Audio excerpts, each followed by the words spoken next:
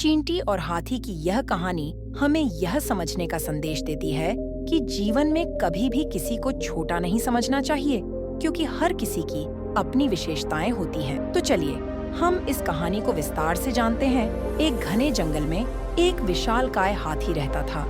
वह अपनी ताकत और आकार के कारण जंगल के सभी जानवरों को डराता रहता था और वह इतना घमंडी हो गया था कि वह किसी को भी कुछ नहीं समझता था। वह अपने सामने आने वाले हर छोटे जानवर को परेशान करता था।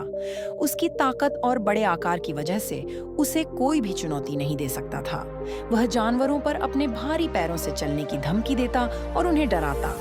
जंगल में छोटे छोटे जानवर जैसे खरगोश, हिरण, बंदर और पक्षी सभी भीम के आतंक से परेशान थे। लेकिन सबसे ज्यादा परेशान थी एक छोटी सी चींटी था।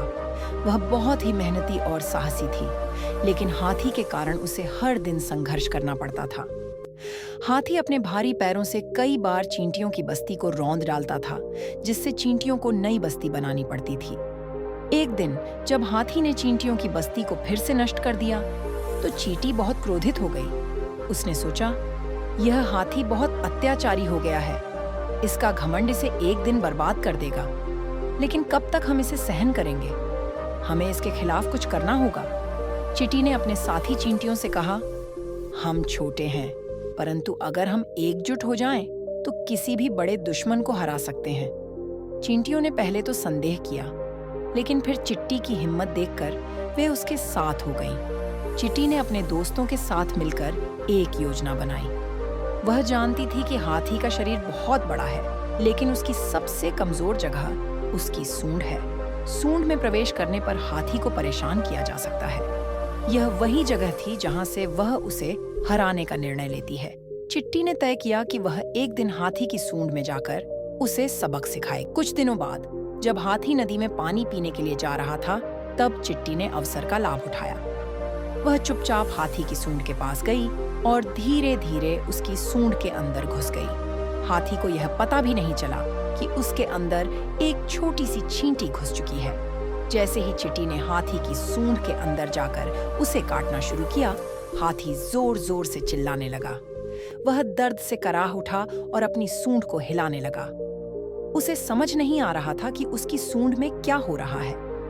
वह इधर उधर भागने लगा, पेड़ों से अपनी सूंड रगड़ने लगा। लेकिन चिट्टी बहुत चतुर थी। उसने अपनी पकड़ बनाए रखी और लगातार हाथी की सूंड के अंदर काटती रही। हाथी का दर्द असहनीय हो गया। वह सोचने लगा कि इतनी बड़ी और ताकतवर होने के बावजूद एक छोटी सी चींटी ने मुझे परेशान कर दिया। उसने चींटी से माफी मांगनी शुरू की। हे चींटी, कृपया मुझे छोड़ दो। मैं जानता हूँ कि मैंने तुम्हारे साथ बहुत बुरा किया है। मैं वादा करता हूँ कि अब मैं किसी छोटे जानवर को तंग नहीं करूंगा। चिट्टी ने हाथी की बात सुनी और कहा, तुम्हें अपनी ताकत पर इतना घमंड था कि तुमने छोटे जीवों को कमजोर समझा। अब देखो, एक छोटी सी चींटी ने तुम्हें कैसा सबक सिखाया है। अगर तुम सच में अपने किए पर पछतावा कर रहे हो, तो मैं तुम्हें छोड़ दूंगी। हाथी ने वादा किया, मैं कभी किसी को अपने से छोटा नहीं समझूंगा और न ही किसी को परेशान करूंगा। चिट्टी ने उसे माफ कर दिया और उसकी सूंड से बाहर आ गई। हाथी ने राहत की सांस ली। अब वह समझ चुका था कि किसी के आकार या ताकत से उसकी श्रेष्ठता नहीं होती। उस घटना के बाद हाथी पूरी तरह बदल गया। वह अब जंगल के अन्य जानवरों के साथ प्रेम और सद्भावना से रहने लगा। वह अब किसी को परेशान नहीं करता था, बल्कि उनकी मदद करता था। धीरे धीरे जंगल के सभी जानवर हाथी से खुश होने लगे और उसके प्रति उनके मन में सम्मान बढ़ गया। अब हाथी अपनी ताकत का उपयोग केवल अच्छे कामों के लिए करता था और उसने अपने घमंड को त्याग दिया था। चींटियां भी अब शांति से अपनी बस्ती में रहने लगीं। इस कहानी से हमें यह सीख मिलती है कि कभी भी किसी को छोटा या कमजोर नहीं समझना चाहिए। दोस्तों, अगर आपको यह कहानी अच्छा लगा हो तो इस वीडियो को लाइक करते चैनल को सब्सक्राइब जरूर करना